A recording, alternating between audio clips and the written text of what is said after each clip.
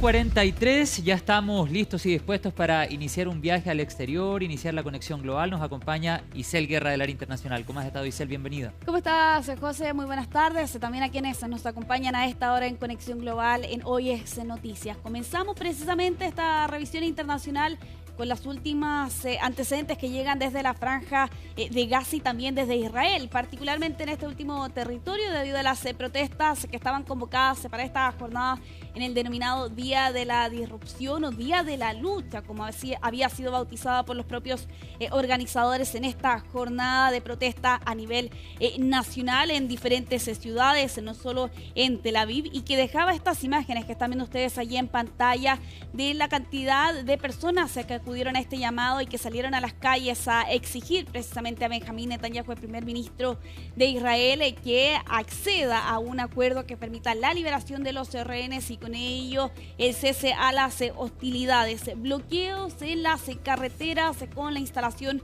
de neumáticos quemados, también estas protestas en las calles, varias declaraciones de los manifestantes y de los familiares de los rehenes que exigían precisamente que se pueda alcanzar un acuerdo que permita el fin de este conflicto después de 22 meses, ¿no?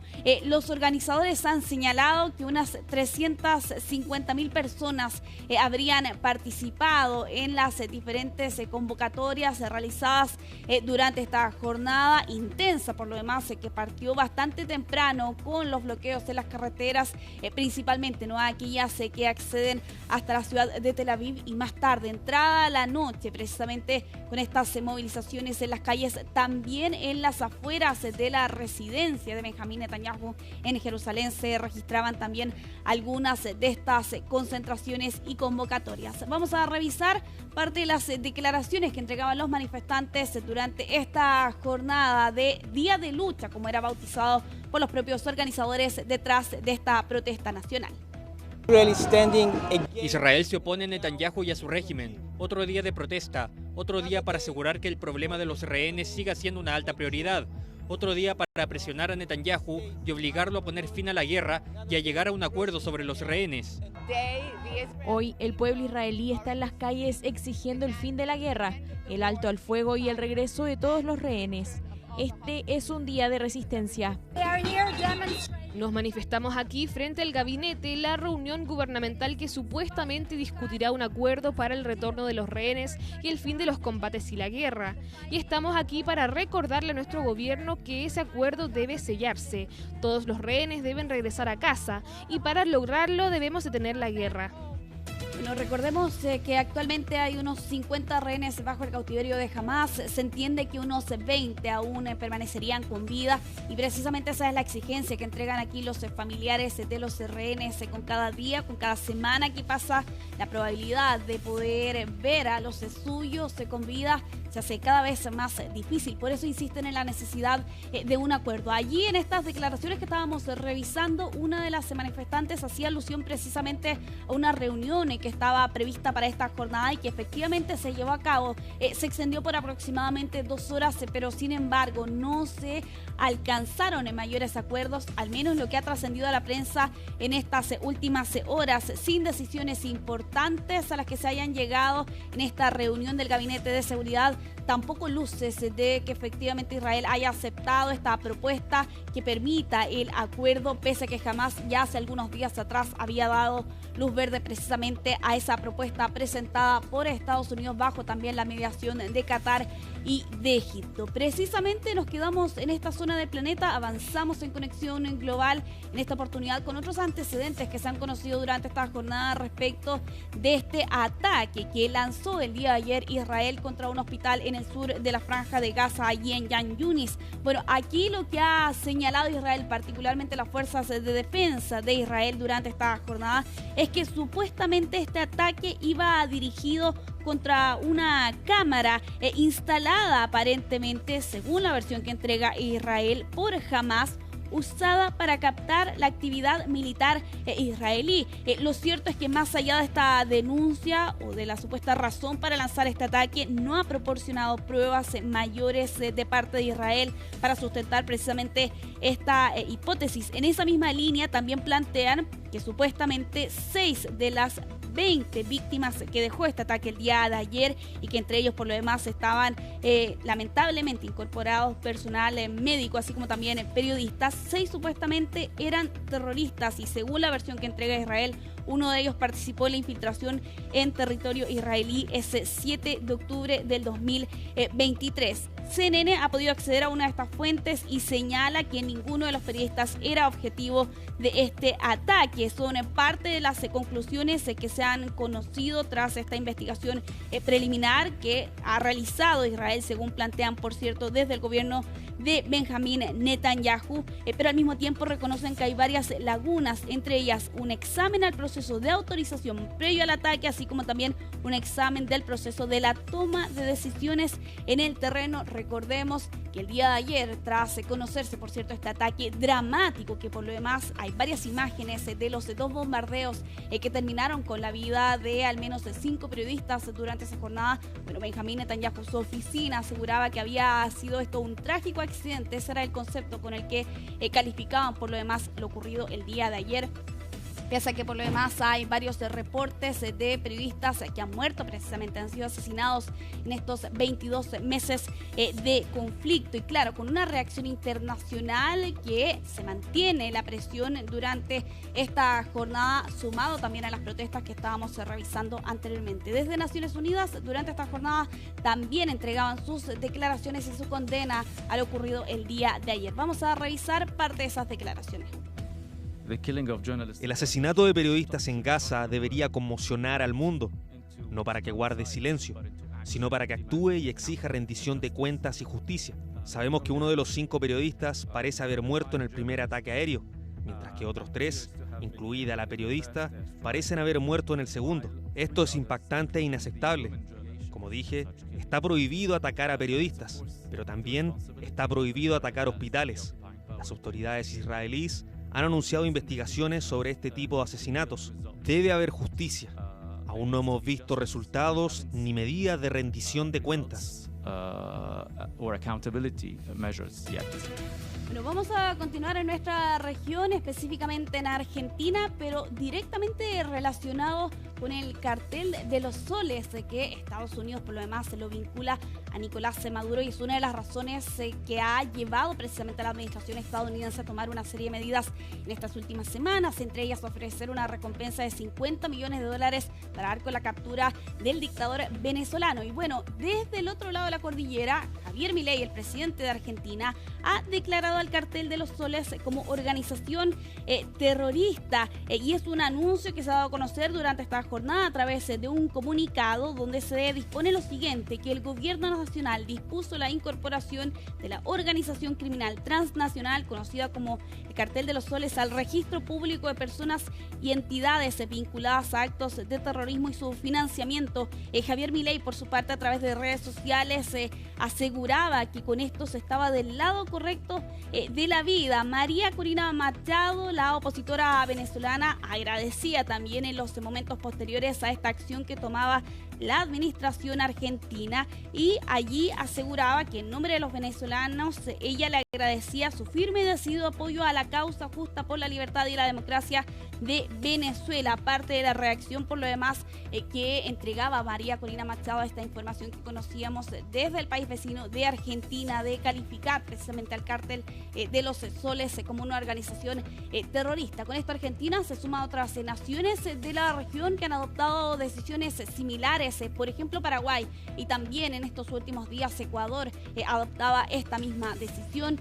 Todo esto en medio de lo que han sido las diferentes acciones que ha estado adoptando Estados Unidos en contra de lo que ellos se califican es una red de narcotráfico liderada por el presidente de Venezuela y que precisamente busca llevar con sus flujos de droga hasta Estados Unidos, y eso ha llevado no solo a esta recompensa de $50 millones, sino que también al despliegue de barcos de guerra por el Caribe, precisamente en estas últimas jornadas, y que ha llevado incluso a el temor precisamente de la región ante cuáles podrían ser esas eventuales consecuencias. Bueno, aumenta la tensión en nuestra región. Hay algunas naciones como Argentina que se pliegan por lo demás con Estados Unidos, se suma entonces a otras naciones como Paraguay y también Ecuador, que han adoptado esta misma decisión en estas últimas semanas. Precisamente hablando de narcotráfico en nuestro continente, vamos a continuar Conexión Global con esta información que conocíamos el día de ayer. El ex líder del cártel de Sinaloa se ha declarado culpable ante la justicia estadounidense, y con esto un acuerdo que alcanza por lo demás con la fiscalía le va a evitar que eventualmente precisamente el Departamento de Justicia pueda solicitar la pena de muerte, pero sí va a tener que pasar toda su vida tras las rejas. ¿De qué se trata esta situación? María Santana nos lo cuenta. Ismael El Mayo Zambada, conocido como el fundador y líder del cártel de Sinaloa, se declaró culpable en una corte federal de Brooklyn de 2 cargos, uno por participar en una empresa criminal continua y otro por asociación ilícita. El juez le dijo que antes de aceptar su declaración de culpabilidad, El Mayo tenía que confesar todos sus delitos, y El Mayo, a través de un intérprete, empezó a enumerar sus crímenes. Dijo que entró a la vida del narcotráfico desde muy temprana edad, desde los 19 años empezó traficando marihuana y después empezó a traficar otras drogas, principalmente la cocaína. Dijo que luego se convirtió en el líder de una gran red criminal conocida como el cártel de Sinaloa, responsable por traficar, distribuir e importar grandes cantidades de cocaína y otras drogas, principalmente hacia los Estados Unidos. También dijo que bajo su control tenía a un ejército de hombres armados que ordenó varios asesinatos, y que ese ejército desató violencia en muchas comunidades y que hasta gente inocente perdieron la vida. También dijo que para mantener control de la organización y seguir traficando drogas tuvo que sobornar a políticos, a policías y a militares. Dijo además que se arrepentía de todo el daño que había causado y le pidió perdón a cualquier víctima de sus acciones. La secretaria de Justicia de Estados Unidos, Pam Bondi, llegó a Nueva York y celebró esta declaración, la captura de El Mayo Zambada, como una victoria para los Estados Unidos en su lucha contra el narcotráfico, mientras que el abogado de Zambada, Frank Pérez, dijo que este no es un acuerdo de cooperación, que él no va a cooperar con el gobierno estadounidense para implicar a otras personas en el narcotráfico. Ahora esperará el día de la sentencia. La pena mínima obligatoria por uno de esos cargos es vida en la cárcel. También se le va a decomisar unos $15 millones en bienes. La sentencia está programada para el próximo 13 de enero del próximo año. María Santana, Nueva York.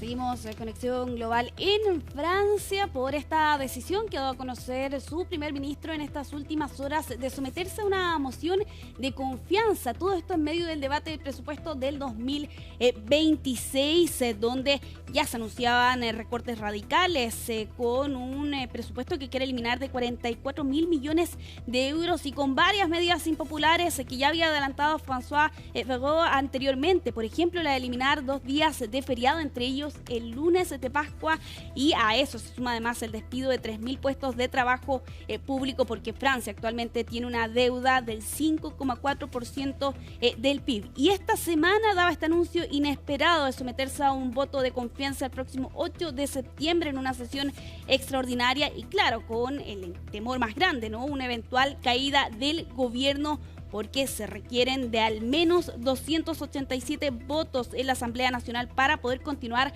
en su cargo. Y la verdad es que pero no tiene esa mayoría en la Asamblea. Actualmente tienen 210 respaldos y se necesitan algunas figuras que ya han anunciado que no van a votar a su favor. Por ejemplo, el Partido Socialista, también la izquierda, Jean-Luc Mélenchon, los ecologistas y los comunistas. Ya gran parte de la izquierda ha anunciado que va a votar en contra, sumándose por lo demás a la ultraderecha de Marine Le Pen, y con el recuerdo que todavía permanece en la memoria francesa de lo que ocurrió en junio de 2024, cuando Macron disolvía la Asamblea y convocaba a elecciones legislativas.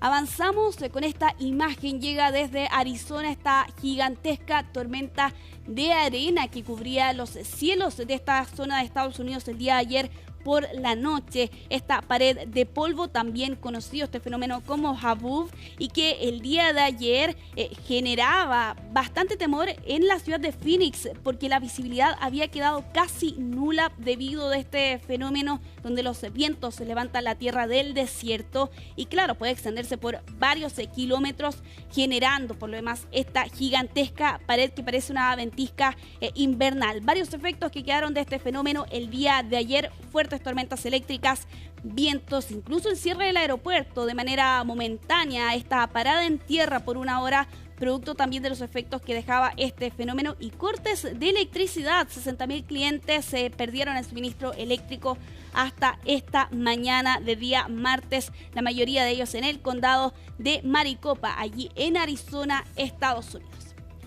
Bueno, nos quedamos precisamente en ese país para finalizar Conexión Global con esta noticia que ha dejado encantada sobre todo, José, a las fanáticas de Taylor Swift, que ha anunciado su compromiso con el deportista Travis Kelce y con un anuncio que realizó precisamente en sus redes sociales durante esta jornada con estas fotografías, José, sumamente románticas. Se va a casar en una fecha que hasta este momento no se ha dado a conocer, pero claro, esta pareja que ya lleva 2 años aproximadamente de relación ha anunciado finalmente su compromiso. Ya hace algunos días atrás había dado a conocer allí algunos detalles en el podcast que tiene el hermano de Travis Kelce, y allí contó, por ejemplo, cómo se conocieron, y una de las frases que queda de ese podcast, José, es la siguiente: este podcast me consiguió un novio, porque allí recordemos que esta historia de amor surge cuando Travis Kelce reconoce en ese podcast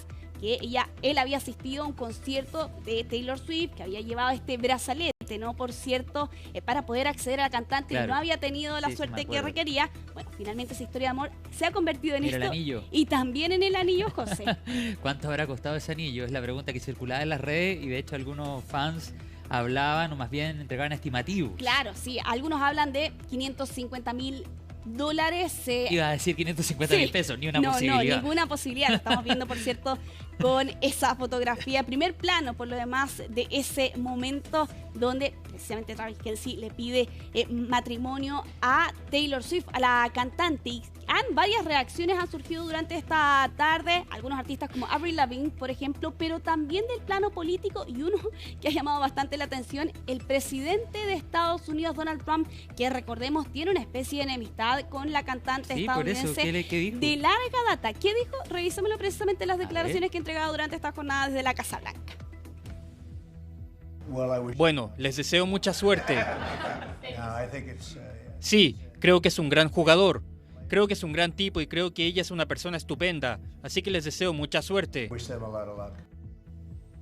Bueno, hasta Donald Trump tenía palabras para dedicarle a esta pareja, pese a la enemistad que data de aproximadamente el 2018, José. En su momento, la cantante estadounidense dijo que respaldaba a una figura demócrata y lanzó críticas a una republicana que también estaba postulando, por cierto, al Congreso de Estados Unidos. Y de allí en más, varias declaraciones, algunas cruzadas, tan recientes como este año, por ejemplo. Pese a eso, Trump tenía palabras. Claro, se casa Taylor Swift y además que está pronta a lanzar nuevo material musical. Exactamente. Está la esperanza, yo sé, en nuestro país y en la redacción de CNN que venga a Chile, porque nos quedó debiendo el concierto la vez pasada. Exactamente. Bueno, habrá que ver si va a tener tiempo, por lo demás, para otra gira en el corto plazo. Ya, Isel Guerra, que tengas una buena tarde. Gracias Igual, por toda la información. Que esté bien, José. Bien, 7 de la tarde con 2 minutos. Junto a Isel Guerra nos vamos a la pausa. Ahí están las imágenes del puerto de San Antonio. Qué linda imagen, Isel, para ir a la pausa a esta hora de la tarde. 13 grados en ese lugar, 17, un poco más de 17 en nuestra capital. Pausa y estamos de vuelta con el deporte en CNN Chile.